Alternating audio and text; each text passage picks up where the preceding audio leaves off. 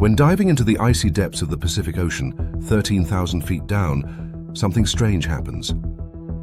The oxygen levels suddenly spike. It doesn't make sense since we're surrounded by this terrifying darkness. That's when researchers figured out they were dealing with something totally new: dark oxygen. This special kind of oxygen, formed in the cold depths of the ocean, could change our understanding of the origins of life on Earth. It might even bring us closer to finding life on distant planets. And it was all discovered by accident. Our adventure begins in the Clarion-Clipperton Zone, a vast area in Pacific waters that is larger than Mexico. When we dive to the very bottom here, we stumble upon these peculiar potato-shaped mounds scattered across the ocean floor.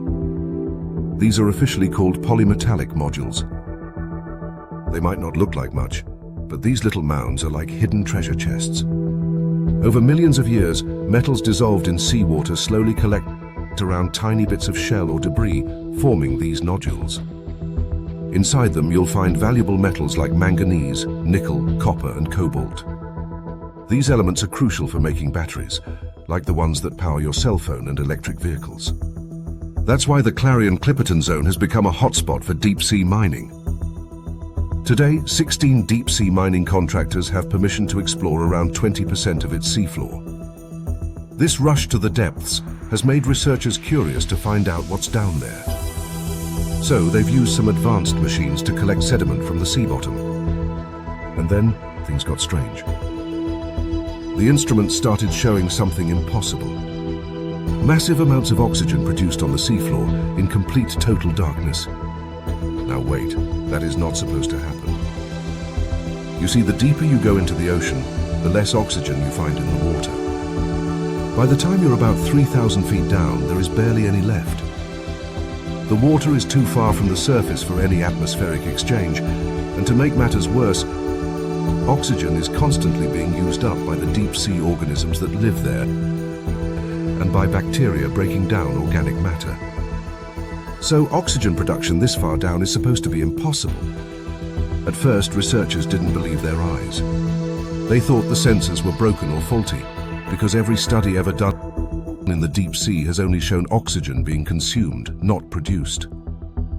But they kept seeing the same results repeatedly.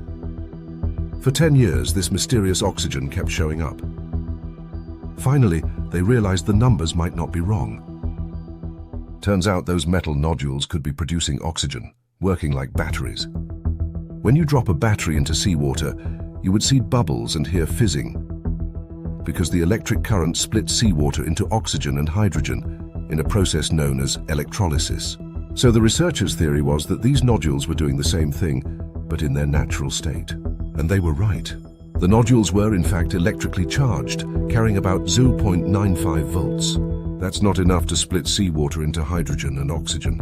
We would need about 1.5 volts for that, the power of an AA battery. But when these nodules cluster together, much higher voltages can be observed, enough to trigger the reaction and produce oxygen. So in a way, these nodules were generating electric currents strong enough to split molecules of seawater and produce oxygen, even in the complete absence of light.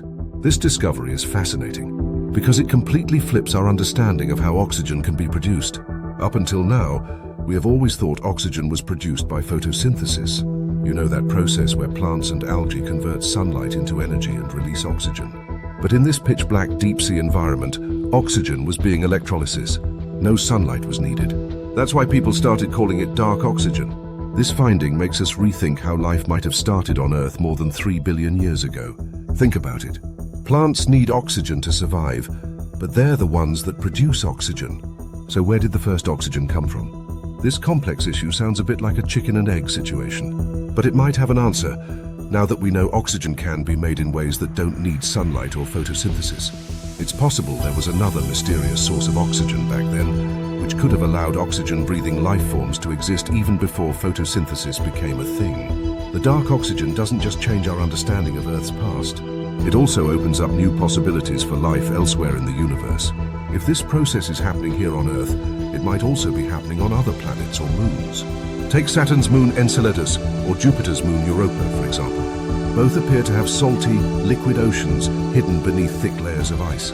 Could dark oxygen be creating oxygen-rich environments in these oceans too?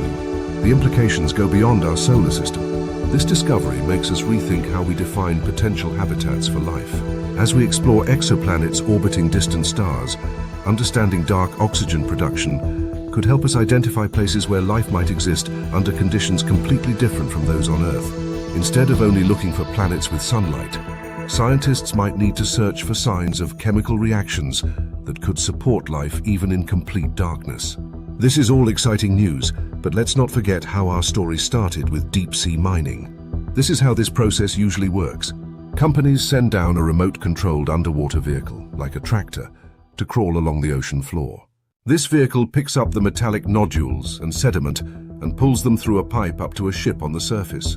Once they have the nodules, the crew sends the leftover sediment back into the ocean at mid-depth. The sediment eventually settles back down to the ocean floor. So is deep-sea mining good or bad? It's hard to say.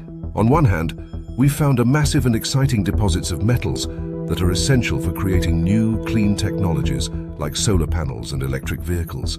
With the demand for these critical materials skyrocketing, and it could grow by up to 600% in the coming decades, deep-sea mining could be a game-changer. Some studies even argue that this activity might be less harmful than traditional mining. Since it happens far out at sea, it might help us avoid destroying forests or polluting water supplies. Plus, because it's so hard to reach these minerals, it might be easier to monitor this activity, keeping things under control and regulating the process. On the other hand, there is this current fear that looking for valuable minerals in the ocean could disrupt the dark oxygen process. Those metal-rich nodules aren't just sitting there doing nothing.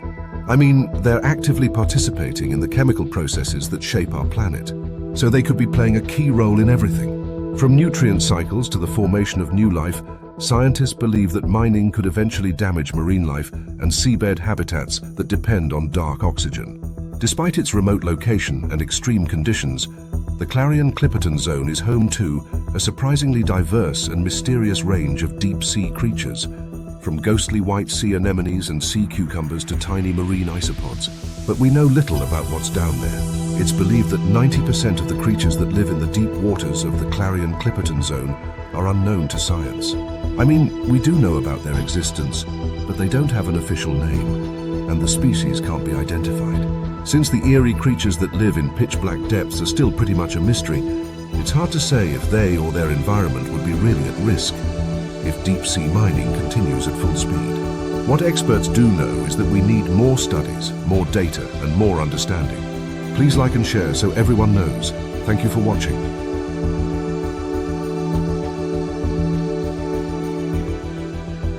If you want to know more, stay with Hidden to continue.